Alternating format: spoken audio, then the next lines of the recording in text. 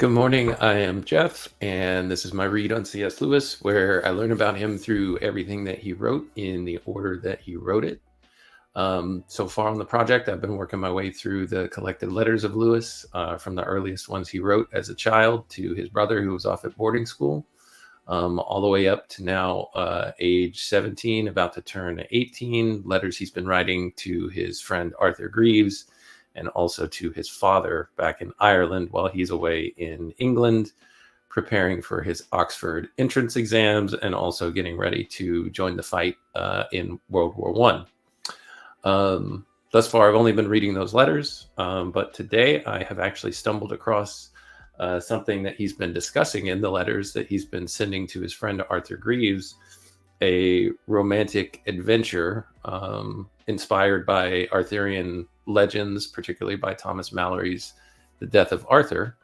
The first adventure that we know of that Lewis worked on never got published, but it's called The Quest of Bleheris, or Bleheris. I don't know how you pronounce that. I'll just say Bleheris because I think that the H is silent. Lewis had also worked on a poem called Loki Bound, which was inspired by Norse mythology about Thor and Loki. And he sent some outlines of that story to his friend Arthur Greaves just to share it with him. A piece of that work exists as far as I know, and it's at Wheaton College in Illinois. But I found yesterday that this Quest of Bleheris, which Lewis had been sharing also pieces of the manuscript with his friend Arthur Greaves, also exists, but it's over in Oxford, which is much further from me than Wheaton, Illinois. Wheaton College in Illinois. However, I found this online yesterday. Let me show what I have here.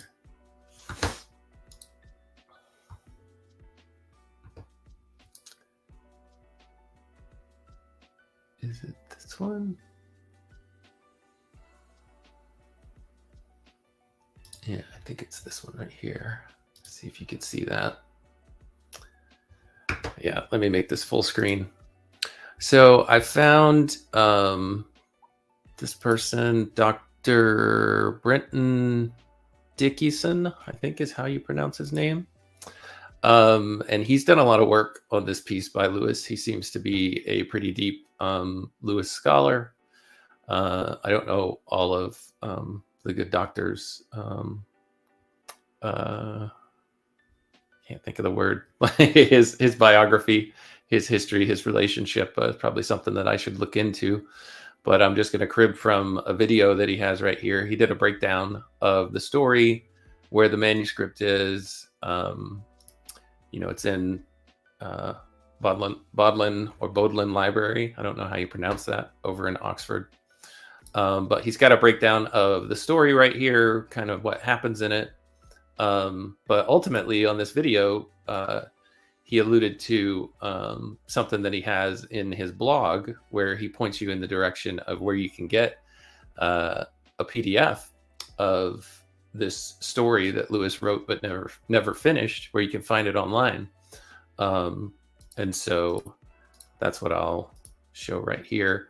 He just does a rundown of when this is in Lewis's life that he was writing it. It's we've been reading about this in the letters. It's while he's getting his tutoring taken care of at Great Bookham with W.T. Kirkpatrick, who they called the Great Knock, he and his family, during World War I. He references this time in his life in Surprised by Joy. And then it just has a timeline here of what we've been reading so far. So anyway, the point of all this is I was able to find, or because of this guy, thanks to him, I was able to get to the PDF. So let's see if I can pull that up and we can start reading from it. Actually, let me go back to his breakdown really quickly, because maybe that'll help me understand what I'm reading a little bit more. Where is it? Right here. There we go. Sorry, I haven't done this very much, so I'm just learning. So his breakdown is, your main character is a 23-year-old knight. It's written in a courtly love tradition. The knight favors a lady named Lady Alice. He learns that she has been set up in an arranged marriage with someone else. He is melancholy. He hasn't done any true deed as a knight. He's seeking out to find meaning in the world. He goes through, let's see what else it says. He tries to win honor and seek adventure before marrying Lady Alice. Her father, Sir Lionel, provides knowledge of the road north. He has a task that he wants to carry out. He sets out from his home, heading to the Cloudy Pass, a couple of other, I guess, ethereal or adventurous locations. He, on his journeys, meets 3 men. Visions of being mired in visions of the past. Okay, so he meets 3, characters. It's an adventure tale that possibly have some things for him to accomplish. And then he goes through some danger. Let's see. A crisis with Lady Alice. Bleheris must learn how to find his courage, how to choose his companions and adventures well, and how to negotiate his devotion to Lady Alice and his faith in an ever-widening path before him. Okay, so that's just a little rundown of what I'm about to read through. I don't think there's any way I'm going to finish this today because I think it's about 20,000 words. So let me see if I can share the manuscript here now.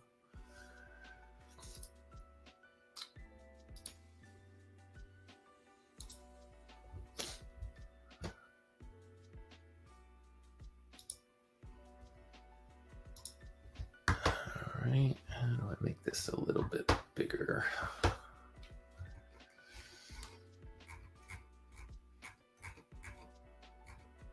Hopefully that's pretty visible. Is there a way to do a full screen on this? Let's find out. That's a little bit bigger. I can close that. Okay. Let's go to the top. So this is what he's been sending to Arthur Greaves and what he's been asking Arthur for feedback on, and also asking his friend Arthur to illustrate. So The Quest of Bleheris by C.S. Lewis, Chapter 1. Of the city of Nessus and of certain that dwelt therein. There's a footnote here on Nessus. Let's see what it says. Edited in notes provided by Don W. King, The Quest of Bleheris, C.S. Lewis. Okay, this is really long. Lewis later adapts the phrase from this passage. Okay, I won't worry about it right now. I'll just read. Of the city of Nessus and of certain that dwelt therein. As I sate in the garden. This is also written similar to, it's not Mallory. It is, I believe, William Morrison. He's trying to write in the same style of, William Morris. As I sate in the garden in summertime, when the sun had set and the first stars were trembling into light, and while the ghostly little bats were bleeding above me, it came to me in mind to write for you, Galahad. Oh, sorry. One other thing to know about this story is this is supposed to be in the timeline just a much long time after the Knights of Arthurian legend. They've faded into the past, into legend. They're almost forgotten about.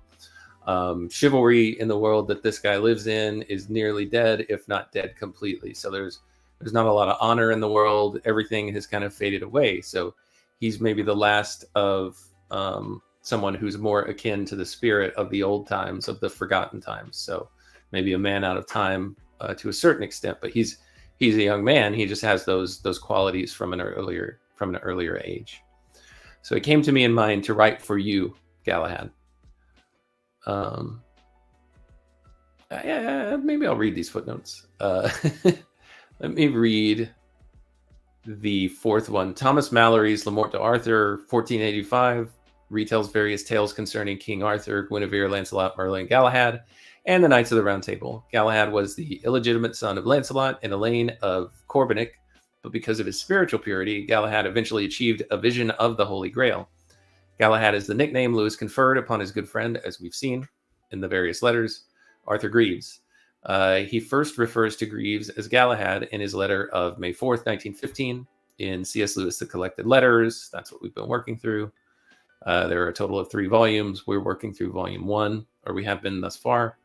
And then hereafter, Lewis writes about his likening of Bleheris to Greaves, or Bleheris to Greaves. Before you get any further into Bleheris, let me hasten to warn you that when I said of the first chapter that Bleheris was like you, I hadn't really thought of what I should make him. However, I guess the footnote picks up down here somewhere. Nah, I'm not going to worry about it. I thought that this was going to have more to do with the story. Okay, so I'll skip it. No more footnotes. Never say never. Anyway, for you, Galahad, somewhat of the life and dealings of this Bleheris, for in my conceit, since he was surely not unlike yourself, it seemed that you might have pleasure. Oh, this is a continue of the footnote. All right.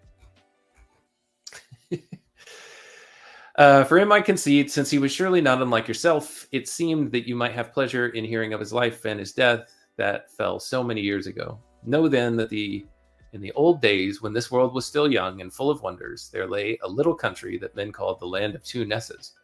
For there was a wide bay, and on either side of it stood great holdnesses. Holdnesses where the rocky hills sank down into the sea, and between them was a beach of fair golden sand. Moreover, these same hills ran backward to the inland, drawing ever nearer one to the other, so that presently they met at a place some 12 miles from the beach. There stood high cliffs, and between them a winding road, and because he that looked to it from the shore could see naught but the mists and blueness of the great mountains behind, intermeddled with those nearer ones, men called it the Cloudy Pass. Now, from out of the heights that were thereabout came a swift and deep stream called Cold River, that ran through the valley land, out into the bay beyond, of the which stood the city of Nessus, but a mile from the strand. The same was a very fair city of white stones, with 5 bridges over that stream, and good wharves for many ships of the merchants that lay by them, and towers and palaces and rich halls, as fair as might be. The lord of that land was a good baron who dwelled in his castle in the bare hard of Cloudy Pass, and just as the mighty lord was he, doing no ill, owning no master, save God in heaven and his blessed saints. And now, Galahad, since I have told you of this land, how fair it was, and happy I will turn, if you care to hear me, and tell of some folk that dwelled in it. For in that city was a rich old knight, a worthy man, who had done great deeds of arms in his day, driving back rovers that came to harry them from over the seas, and riding at all adventure in the ill lands beyond the pass of which I have told you. But after that he grew old, and his good lady had died, though not before she bare to him a daughter. He dwelled peaceably in the town, sitting in hall, drinking his sack, and bidding many young men of the land to sup with him full often, and to tell him of the deeds in the great world. For he heard gladly of wars and sieges and knights and adventurous, and their doings beyond the mountains. Time and again, too, when the good man's heart was warmed, the liquor and sweet converse would he tell a greater tale than all, of his youthful journeyings and battles, of his might and worship that had been. Now the whole prop and stay of this old knight, and all his pride and glory, was the daughter aforesaid, for she was the fairest and most virtuous maiden, as at that time alive. And her hair was more yellow than corn, and her feet and breasts more white than...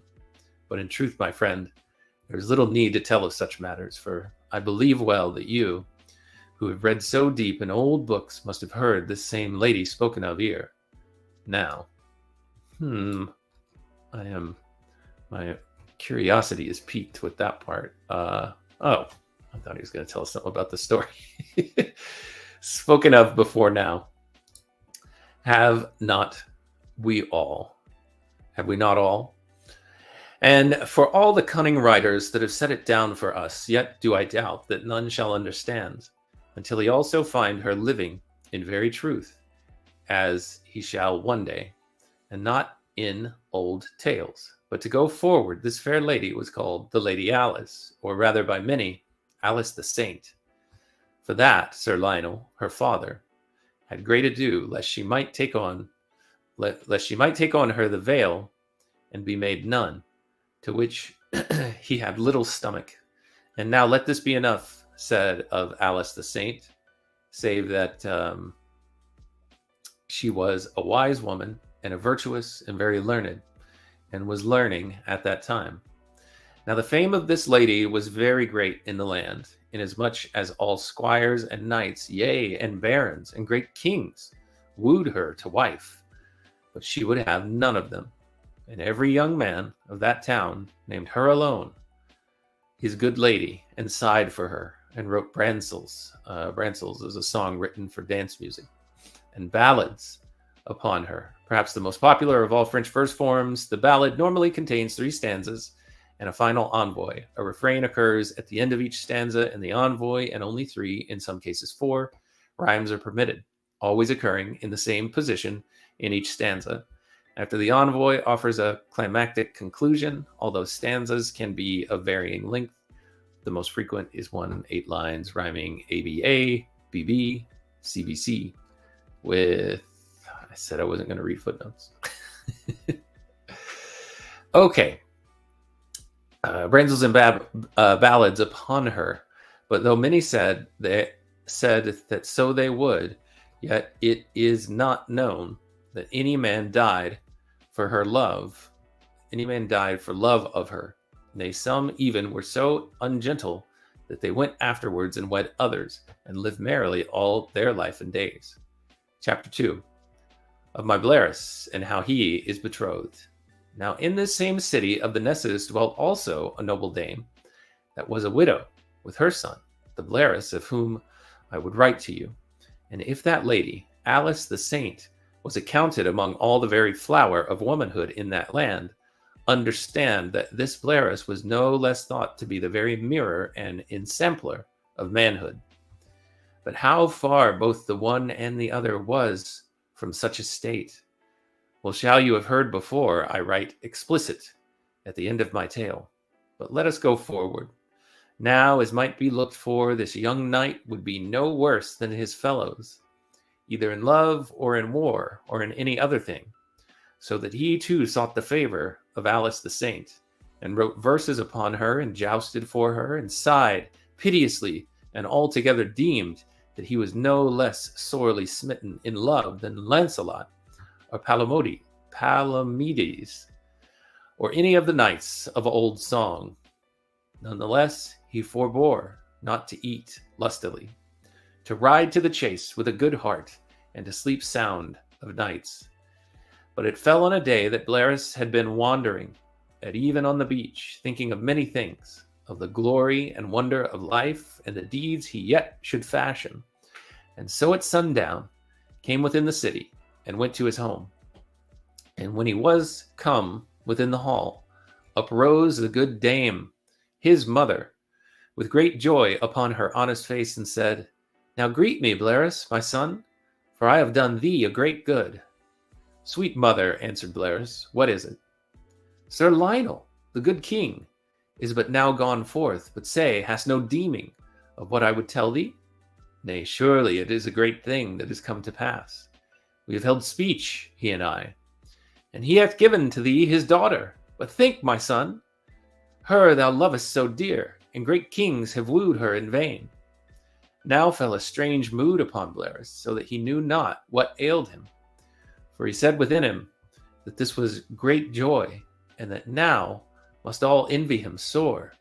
But in his heart was there no great delight, and he felt dazed, as though some evil were come to him.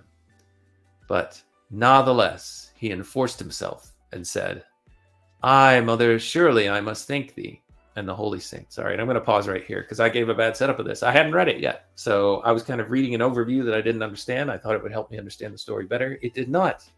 So, best laid plans, I suppose. So, she didn't get betrothed to someone else. Her mom actually set up the marriage to the woman that was his heart's desire, Lady Alice, and said, I've arranged your marriage to her. I know you're in love with her. And that's great news for him, but now his heart starts to sink. And what we were reading about before, the impression that I got is he doesn't feel like he's worthy of such a great honor. He hasn't done anything in his life yet. He feels like he's got kind of a meaningless existence. And if he just has this wonderful thing that everyone covets just given to him for no reason, that he wouldn't feel like he deserved it. That's the impression that I'm getting, where I think that this is leading, also based on what I read about earlier. So let's go on with the story. Ay, mother, surely I must thank thee and the holy saints. And therewith the dame rested content, for she was not an overwise woman. And they went up to the dais of their hall, where sat the chaplain of that house, Father Ulfin, and an old lady that dwelled within the dame, and so fell to their supper. While thus they ate, also she might not forbear to be speaking continually of the great thing that was come to pass, and of her good fortune, and of the envy and malice that should be among her neighbors. And after they had supped, she called house churls with torches, for that Bleheris must go with her to the house of Sir Lionel and hold speech with his betrothed and her father. All right, maybe some of these footnotes will help. Let's take a look. Not the same Lionel of Arthurian legend, who was brother to Bors and who was raised with Lancelot by the Lady of the Lake. Right, this Lionel is somebody different. He's exclusive to this story. Inkling or feeling. Joy is the central theme of all of Lewis's writings. In his autobiography, he writes, the central story of my life is about nothing else. Okay, that's fine. We can get into that later. All right. So they came forth into the warm starlight of the summer and went their ways through the streets. But as they went, my Bleheris was sick at heart and must needs whisper to himself of his good fortune, as one that would learn a hard lesson. And as slowly as they might walk, yet he found the way overshort to the house of Alice the Saint. But when they were come within the hall of that old knight, and were blinking a while in the brightness of it, uprose the greybeard with great glee, and spoke words of kindly greetings, and bade his folk bring spiced wines against the night chills. But Bleheris he took by the hand, and led unto that fair lady his daughter, and spoke blessings above them, and fell to talking of when they should be wed. And the young man must kiss her upon the lips, and have speech with her, and make pretense, not to others, but only to himself, that he loved her in truth, and was fain of her. What is this fain? Glad. Okay. But her lips were as cold as might be the lips of the dead, and her beautiful eyes were calm as the untroubled eyes of an angel painted in the windows of the church. And while these two sorry lovers spoke together, Sir Lionel and Dame Foltette, this is Bleheris's mother. Foltette is a common last name in French. Okay. They made great mirth one with another until those guests arose and went homeward, for the dame would then to bed. But Bleheris, as was sometimes his wont, went for a while to wander through the still town in the loveliness of the summer night. And now, my Galahad, do not be wrath with him, if I shew you for a while his thoughts upon that night, for I trust that both he and you and I shall all have won to greater manhood before the tale be ended. All right, how are we doing on time? Let's see if I can get through chapter 3. Chapter 3, wherein Bleheris wastes thy time and mine. So Bleheris left the good dame, his mother, when they were come to the door of her house, and departed himself alone, and came to a place where there was a bridge over Cold River, and stood in the midst thereof to let the kindly breeze from off the water play upon his brow, for he was ill at ease. Now it was fair night in the summer, and the moon and the stars were clear and tender overhead, so that in that place of white stones it was well nigh as light as day, and dark and blank were the deep shadows cast by buttress of pillar or carven gable. Give me 1 second.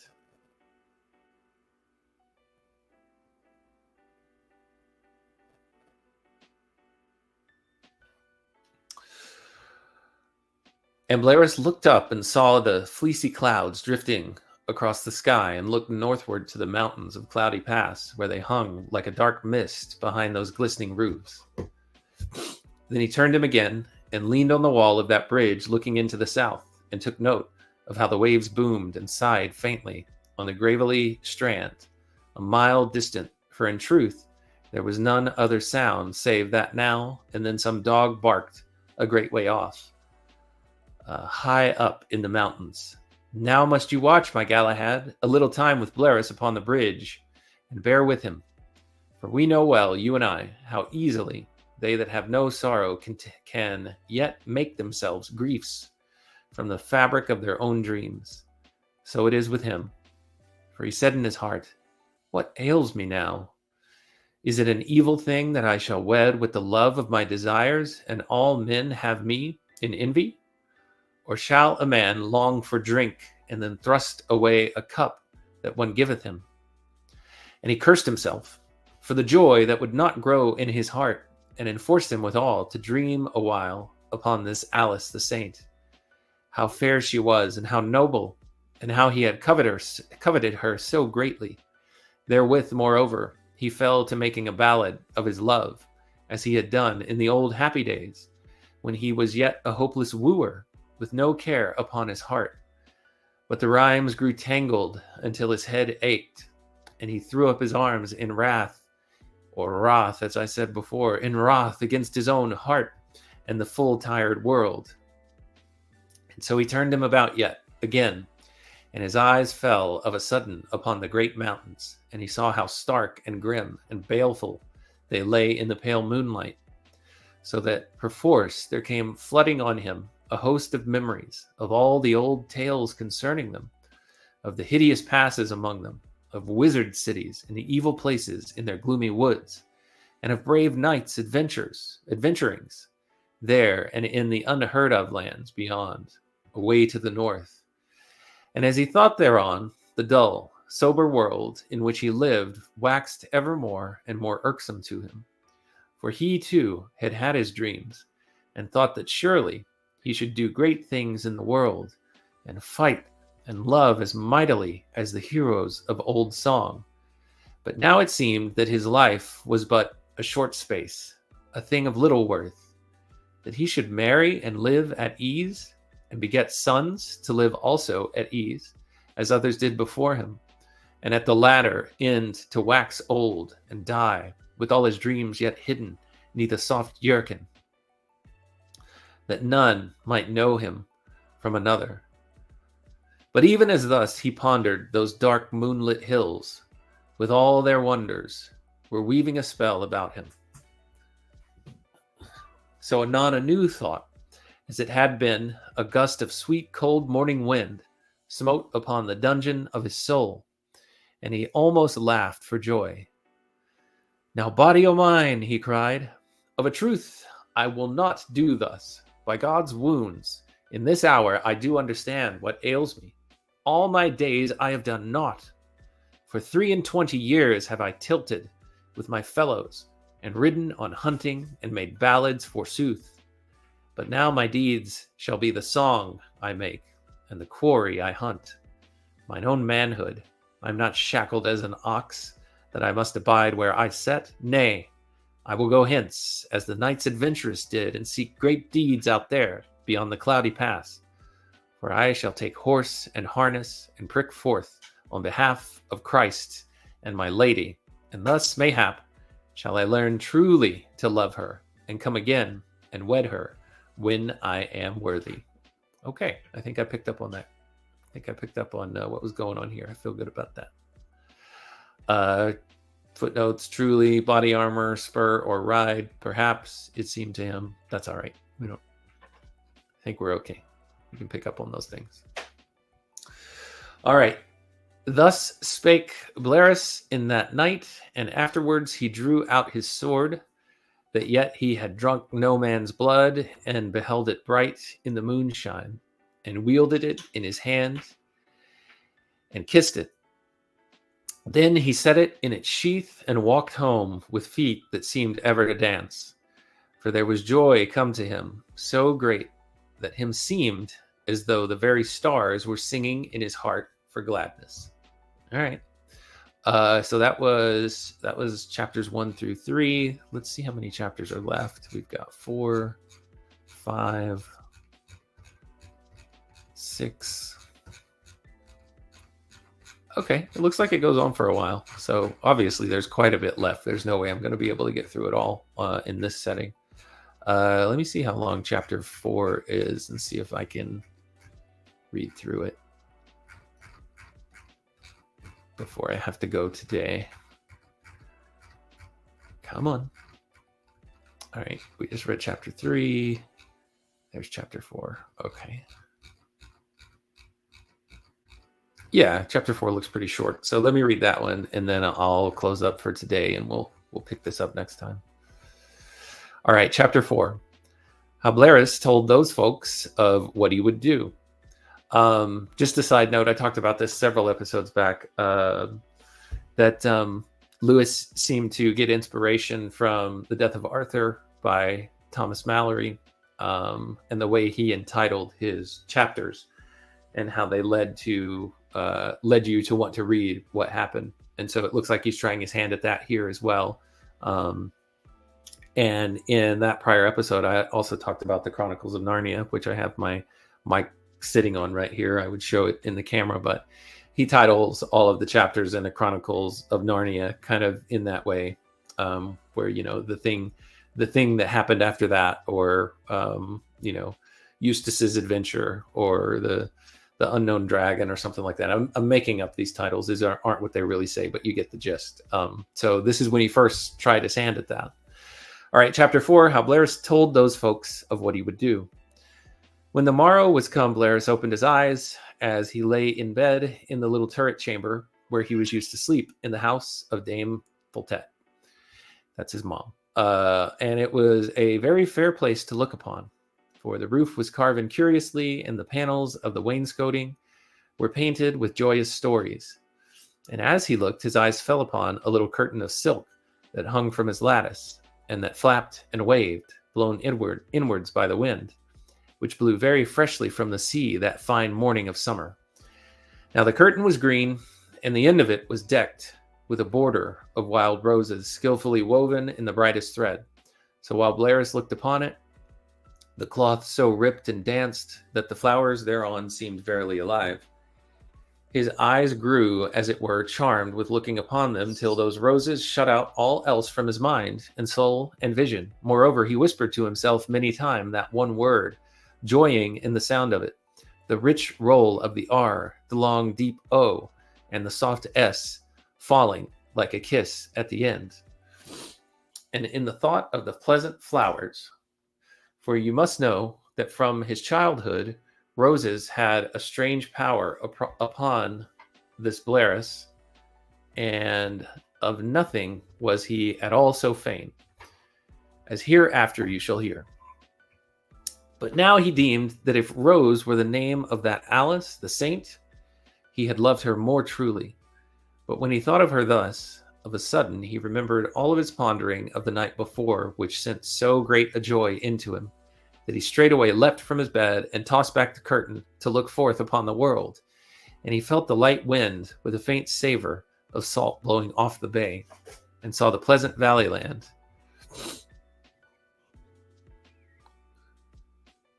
Sorry, give me just a second. My cat's jumping up here. Okay, come here. Come on. There you go. All right. Where was I? Pondering the night before, great joy, leapt from his bed, tossed back the curtain to look forth upon the world. And he felt the light wind with a faint savor of salt blowing from off the bay, and saw the pleasant valley land and the mountains afar, and nearer the white little town. Moreover, the swallows fitted close by him among the eaves, crying, "Come out, come out, come out." So, with all haste, he did on his clothes and went abroad, half running, till he came down to the line of breakers upon the white beach. And there, he had bathed, and so presently came home to the good dame's house. Now as they broke their fast, said Bleheris, "Mother, when we have eaten anon, let us go yonder to the house of Sir Lionel.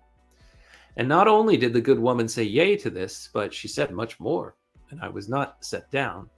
That I will not set down, for in truth, Galahad, our good friend Jane Austen, had had our good friend Jane Austen been there, she had painted us cunningly the soul of Dame Foltette. But such matters is too exciting for me. Suffice it that she chattered.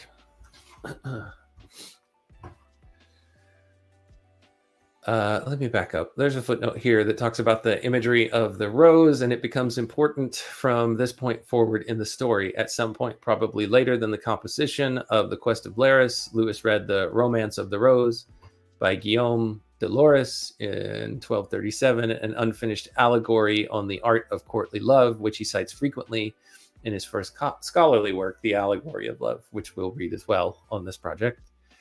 There are allegorical hints throughout The Quest of Bleheris, but only that, hints. And then the reference to Jane Austen. Lewis loved the novels of Jane Austen, so his reference to her is both a mark of respect and a comic touch, implying tongue-in-cheek and self-effacingly that he could never hope to explore the not overwise character of Dame Foltette as Austen would. Let me read that part again, because I didn't really get an appreciation for what he was saying there. He's talking about the rose. Come out, come out. Mother, when we have eaten anon, let us go yonder. And not only did the good woman say yea to this, but she said much more that I will not set down. For in truth, Galahad, had our good friend Jane Austen been there, she'd have painted us cunningly the soul of Dame Foltette. But such matter is too excellent for me. Okay, yeah. Suffice it that she chattered as gaily as a squirrel while she ate, speaking much of the great joy of this betrothal and of the sweetness of true love between a man and a maid, and of her own wooers long ago, but mostly of her neighbors, whose sons also had wooed this Alice the Saint. But when the meal was done, then they arose, and presently are come to Sir Lionel's house. Sir Lionel's house. So they entered into a fair upper chamber. Now the old knight sate there, and right so he greeted them cheerily, and did them all the courtesy he might. But Alice, who read in a book, a very learned, choice, and holy work, even the sweet Latin of a great and holy doctor, looked over her shoulder, and wished them a good morrow, and fell to her study again. But Bleheris, who knew, as did every youth of that city, that everything which Alice did was wholly excellent and perfect, said in himself, what a saintly and virtuous maiden was this, who would not be turned from high thoughts by any dalliance or light earthly speech. Howbeit, Sir Lionel liked it but little, and constrained her to speak and talk for them, which she did, with a calm, patient smile, for the Lord's sake. So, as they talked, said Bleheris, my good friends, I have somewhat to say unto you. Then all asked what it might be. Then Bleheris halted a little, and afterwards answered, although thou hast put me, good sir, in this great honor for to wed thy daughter, my good lady, yet this thought comes to me. It is not meet that a man should get great wealth without toil. What wouldst thou therefore? Now it is sooth that of latter days the world worsens, and there be less questings of knights adventurous and battles and brave deeds. It is very sad sooth, answered the knight hotly. Hadst thou but known. Oh, that's funny. The old graybeard knight is like, oh yeah, it was much worse back in my day, if only you knew. Even so, fair sir, natheless, even in my day have I known men that did thus. Therefore, I too have mind to take horse and harness and ride over the mountains, or take ship overseas to seek for strange adventures. And so come again and wed my lady when I am more worthy. For as now I am a deedless man. Then burst the dame forth into great outcryings and scoldings, and with tears and prayers, for after her fashion she truly loved her son. But Sir Lionel took Bleheris by the hand and cried, bravely spoken, many times, and wished that he too were younger to ride with him. So Dame Foltette, seeing herself thus forsaken, turned unto Alice, though as was like, these two women had little speech together, and begged, saying, "O sweet lady Alice, speak thou to my son, I pray thee, lest he go from me." Then turned Bleheris to the saint, saying, "And what wouldst thou have me do?" "Oh," answered she, full calmly, "let me not withhold thee. Surely it is well thou shouldst go, and it like thee." That was a fun chapter. All right, that's the end of chapter 4. I'm liking this story. I'm sorry that he never ended up finishing it, but we'll see where it goes. I'll pick up next time in chapter 5. I don't have a lot of time today. What song will I play as the outro? Do I have anything fun? I have this little adventurous instrumental. I mean, I've played it before on some intros. I'll play this one on the outro and just show some mountains that maybe Bleheris is going to go adventure in. So thanks for watching this, and until next time when I continue my read on C.S. Lewis, take care of yourself.